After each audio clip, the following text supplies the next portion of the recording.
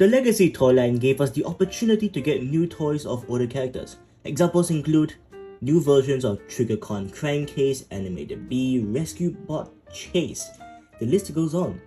So is it really a surprise they announced the Star Raiders, a crew of pirate transformers that are made up of characters from different aspects of the Transformers franchise? Sort of. Introducing Cannonball, a repainted Cybertron Red Alert from the Cybertron toy line, now in a new form. So, what immediately stands out is that this is a heavy retool of Legacy Crankcase, which itself was a heavy retool of Legacy Skids. They really figured out how to milk that mode dry, didn't they? I mean, it is a good mode, so I can see why. Now, back to the figure. Lots of changes were done. The only shared parts are the inner torso, bits of the arms, some of the legs, feet, and these flaps. And that's it. You can see for comparison, you can tell from the inner sculpting and side and the shape. Let's look at the arms, inner torso, some of the feet, the legs, sculpting same, but the side profile is quite different. While you can see that they are the same, they are also really different. With all that work, it does bring it closer to the original Cybertron Red Alert mode, especially the faux doors on the shoulders. Not painted, but with where they end up in vehicle mode, I'm fine with that. Toy Hacks will probably release stickers for him that address that, if you want them, to bring him even closer to the first Cannonball toy. That doesn't mean the color scheme is bad, far from it. Black and gold is a fantastic color combo, with the added yellow as the headlights and silver to prevent it from being overpowering. And there is a noticeable difference between the painted gold on the head and the plastic gold. An obvious reasoning is that color matching gold is difficult. Understandable. Circling back to the head, I like the black patch on his face. It reminds me of Two-Face.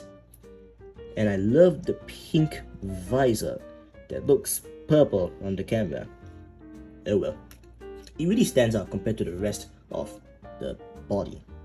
In terms of accessories, you get a claw and a hammer, both plugged into his left arm peg. For the claw is this part over here. Let's plug it in. It's alright. And for the hammer, this part over here, plug that in, and there you go. Quite nice, but the best feature is that you can actually store them in the leg gaps. It's hard to see on camera, but a bit right over here that acts as a slot, so you can just plug, so you can put the weapons in there, and then they won't fall out.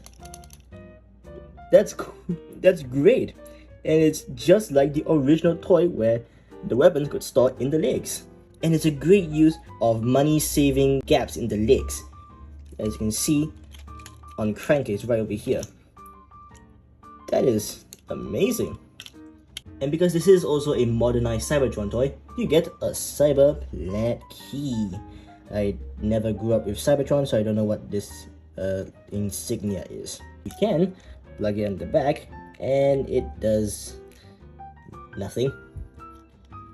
No spring action, but the cannons from Crankcase push up help in the homage. Articulation is just Crankcase again. Decent all around, with shoulders that come a wee bit close to the head. This time it's not as close due to the retooling. As you can see right here, there is more gap compared to Crankcase, who looks very claustrophobic. Now onto the familiar transformation.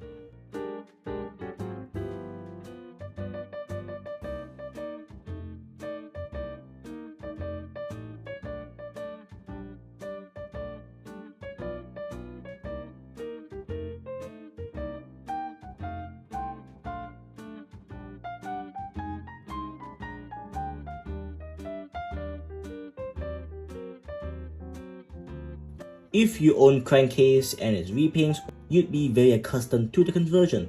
Simple and good. The vehicle mod, on the other hand, is anything but simple. A drastic change from the boxy, armored hatchback it's based on. It's now a fun, bouncy, emergency response party wagon. I can already see the LED lights glowing from the bottom, complementing the black, gold, green that now shows up, and purple. It looks like it came out of the Need for Speed franchise, or Fast and the Furious, either one.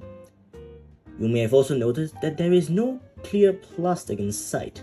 I do wonder why, as Lecagcy clear plastic feels stronger compared to WFC clear plastic. There's a reason why I feel very scared transforming Earthrise prow. I have a sneaking suspicion that it's due to paint matching on purple clear plastic being too much of a hassle. Not complaining there, just thought I'd point it out. An actual complaint I do have is the right door flap. It doesn't like to sit in flush with the wheel arch, unlike this one over here, unless I try and finagle it, which... there you go. No, it popped out again. Great. This could be a QC issue, but do keep that in mind again. Weapon storage is the same as robot mode, hidden in the leg gaps. And the Cyber Planet key can be slotted in as shown, and activates nothing. No bonnet mounted cannons, unfortunately. Still, neat. Hello, this is future me, because I forgot to make one point. See the doors from the shoulders? Well, due to where the shoulders end up on crankcase, this is where the doors now end up. And if you know about cars, you can think of this as a skid plate, or the thing that protects the underside of a car. And it really does look like that, and it's also an off-roading emergency vehicle. It would be quite helpful, just saying. I really like this guy. It's a fun deluxe with great features and a nice homage. But if you want spring gimmicks, I'd recommend to hunt down the original. But I'm not very sure about the second-hand prices for this guy. It could be reasonable, or it could be Studio Series Baber's Ironhide ludicrous. If you don't want to take a chance, or you really need a Cannonball for some reason, get this. It's good because it's based off something that was already good, and it's fun. I'm quite satisfied with this purchase. But at the end of the day, it is your money. So I hope you found this review helpful, and I'll see you next time.